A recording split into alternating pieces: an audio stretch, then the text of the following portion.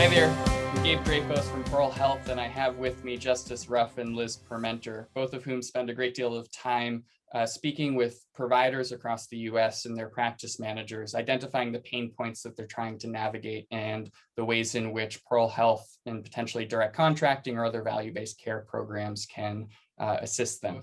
What are some of the most common challenges that you've identified the providers and their teams are facing? Their struggle to navigate the complexity. There are several programs available to them if they're in primary care. Those guidelines shift and change. They've got different requirements on how they need to manage care, how they need to document care. And at the end of the day, when going through all that, they're flying relatively blind into a world of value-based care where they don't know what's going to be the best fit for them. I have had the immense pleasure of being a fly on the wall in many a practice manager's office. And, the thing that I notice most frequently is mountains of paperwork, just kind of covering the desk of all these different demands. And I think it's pretty much impossible for them to meaningfully identify which activities are going to be the most valuable for their providers and for their patients. We certainly don't make it easy on folks in healthcare.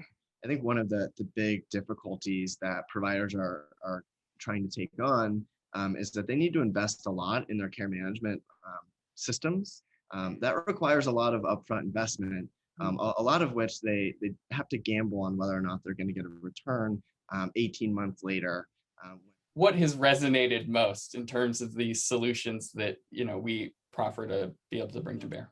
In terms of what makes Pearl different, we're a technology company. We just did our initial round of provider testing on our product last week, which was incredibly fun and collaborative. And I think, our provider partners value our expertise, our innovation. I think we know this model better than anyone else, I've been told. In mind, what has been the concept that has been most confusing to providers or practice managers, and what explanation have you landed on that sort of makes it click?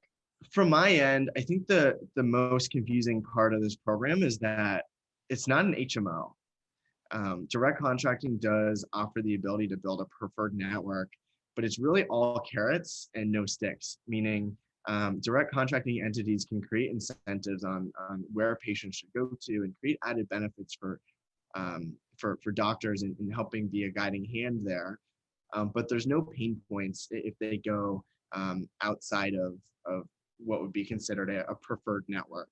So yeah, I think on the HMO front, I certainly agree. The way that I have positioned this to providers is that, whereas these Medicare Advantage plans have had a great deal of freedom and creativity in the ways in which they're engaging patients and even identifying opportunities for cost containment, they're ultimately pocketing all of the dollars and savings assumed for that effort, when in fact, the providers, the practices are the ones that are doing all of the work to engage the patients and keep them healthy and produce better outcomes. And so in this program, we're able to pass a great deal of that to our providers.